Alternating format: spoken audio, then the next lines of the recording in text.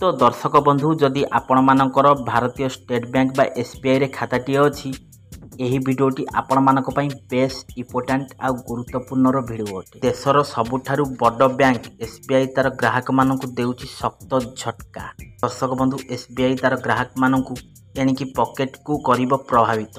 SBI तार ग्राहक मानकर केउ स्कीम रे करिब लोकंक पॉकेट को प्रभावित एफडी रे कि आरडी रे कि टीडी रे कि एमआईएस स्कीम रे यार संपूर्ण डिटेल्स इनफॉरमेशन मु आज आपण मानकु एई वीडियो रे जणाई देबी। आ जदि आपण मानकर स्टेट बैंक रे खाताटी अछि तो वीडियोटा को शेष पर्यंत देखंतु। आ जदि एबे ही प्रथम थर पई वीडियो को देखुछंती ताहाले वीडियो गोटे लाइक कर दियंतु। आ ता संगे संगे मनवाना मनीराडी चैनल को एबे ही सब्सक्राइब करी पाखे आसुवा घंटी बटन को ऑल ए दबाई नंतु।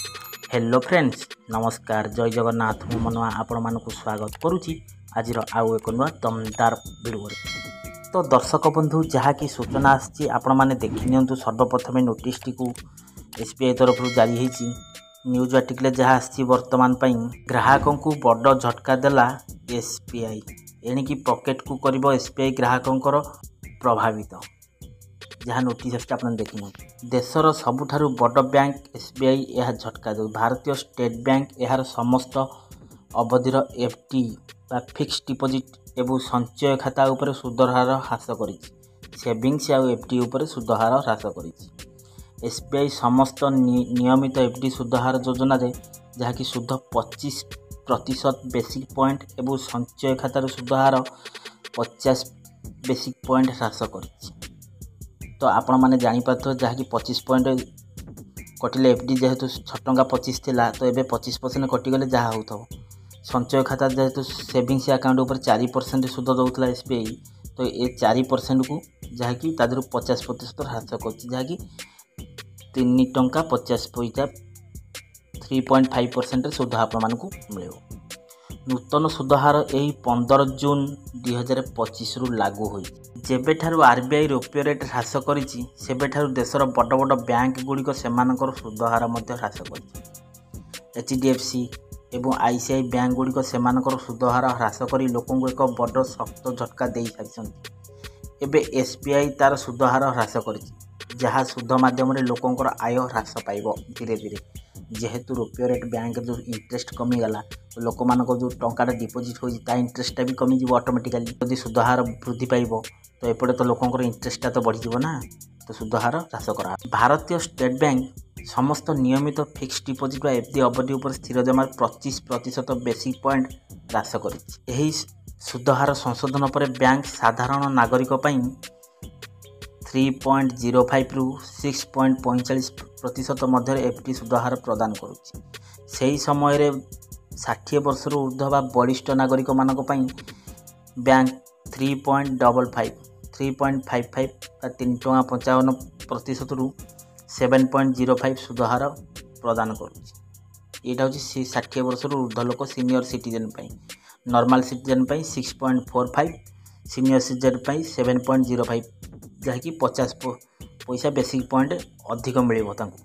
आउ नॉर्मल रे 60 जनरल पई 3.05 जनरल पई 3.55। भारतीय स्टेट बैंक समस्त अकाउंट पई संचय अकाउंट धारी सुद को ह्रास करी समान 2.5% रे संशोधन करी। यही नूतन हार 15 जून 2025 रु लागू होइछि मझी रज ठारू। पूर्व बैंक 10 कोटी टंकारु कम बालांस उपरे 2.7% एवं 10 कोटी टंका थारु अधिक बालांस उपरे 3% सुदहार देउथला। तो दर्शक बंधु आपण माने जदि स्टेट बैंक रे पैसा रखुसंती बा टंका जमा रखुसंती तो एबे तो जहाँ भी सुदहार कटिगला बेसी एबे तो जहाँ कि सुदहार कटिगला आउ आग भली नाही। एफडी उपरे 25% सुदहार बेसी पॉइंट ह्रास करिछि आउ सेविंग्स खाता उपरे 50% बेसी पॉइंट सुदहार ह्रास करछि। एही सुदहार 15 जून 2025 रु लागू होइछि बोली आपण माने जानि नियंतु। ता सहित 60 वर्ष बा नॉर्मल सिटीजन पई 6 उपरे 3.05% रु 6.45% आउ 60 वर्ष ऊर्ध्व द्वारा सीनियर सिटीजन सीनियर को पई 3.55 आउ 3.55 रु 7.05 जहाँकि सीनियर सिटीजन पई सदाल पे 50% ସୁଧ ଅଧିକ ରହିବ। 50% ସୁଧ ଅଧିକ ରହିବ। ସିନିୟର ସିଟିଜେନ୍ ପାଇଁ ସଦାବେଳେ ପାଇଁ 50 ପଇସା ସୁଧ ଅଧିକ ରହିବ। ତ ଦର୍ଶକ ବନ୍ଧୁ ଆଜିର ଭିଡ଼ିଓରେ ଆଶା କରୁଛି ଆଜିର ଏହି ଷ୍ଟେଟ୍ ବ୍ୟାଙ୍କ ତାର କଷ୍ଟମରମାନଙ୍କୁ ଦେଉଛି ଯେଉଁ ଶକ୍ତ ଝଟକାଟି ଆପଣମାନେ ବୁଝିପାରିଥିବେ। ଆଉ ଏ ନେଇ ଆପଣମାନଙ୍କର ମତାମତ କ'ଣ ମୁଁ କମେଣ୍ଟ ବକ୍ସରେ ମତାମତ ଦିଅନ୍ତୁ। ଆଉ ଯଦି ଭିଡ଼ିଓଟି ଭଲ ଲାଗିଛି ଏବେ ଭିଡ଼ିଓଟିକୁ ସାଙ୍ଗମାନଙ୍କ ସହିତ ବହୁ ମାତ୍ରାରେ ଭିଡ଼ିଓଟାକୁ ସେୟାର କରନ୍ତୁ। ଆଉ ତା ସହିତ ଯେଉଁମାନେ SBIରେ ଡିପୋଜିଟ୍ ଦେଉଛନ୍ତି ସେମାନେ ଜାଣିପାରିବେ, ଯାହାକି SBI ତାର ସୁଧ ହାର ହ୍ରାସ କରିଛି ବୋଲି ସେମାନେ ଜାଣିପାରିବେ। ଆଉ ଯଦି ଭିଡ଼ିଓଟି ଭଲ ଲାଗିଛି ଏବେ ଭିଡ଼ିଓ ଗୋଟେ ଲାଇକ୍ କରିଦିଅନ୍ତୁ। ଆଉ ତା ସଙ୍ଗେ ସଙ୍ଗେ ମନୋରଞ୍ଜନ ମନିରାଇଟ୍ ଚ୍ୟାନେଲକୁ ଏବେ ହିଁ ସବସ୍କ୍ରାଇବ୍ କରି ପାଖରେ ଆସୁଥିବା ଘଣ୍ଟି ବଟନକୁ ଅଲ୍ ଦବାଇ ଦିଅନ୍ତୁ। ତ ଦର୍ଶକ ଆଶା କରୁଛି ଆଜିର ଭିଡ଼ିଓଟି ଆପଣମାନଙ୍କୁ ଫୁଲଫିଲ୍ ହେଇଥିବ। ତ ଆଜି ତ ସମୟ ହେଇଯାଇଛି, ଭିଡ଼ିଓଟାକୁ ଏଇଠି ରଖିବି। ଦେଖା ହେବି ନେକ୍ସଟ ଏକ ଏପିସୋଡ଼ରେ ନୂଆ ଦମଦାର ଭିଡ଼ିଓକୁ ନେଇ। ସେ ପର୍ଯ୍ୟନ୍ତ ମୋତେ ବିଦାୟ ଦିଅନ୍ତୁ। ରହୁଛି ନମସ୍କାର, ଟେକ୍ କେୟାର, ବାଏ ବାଏ, ଜୟ ଜଗନ୍ନାଥ।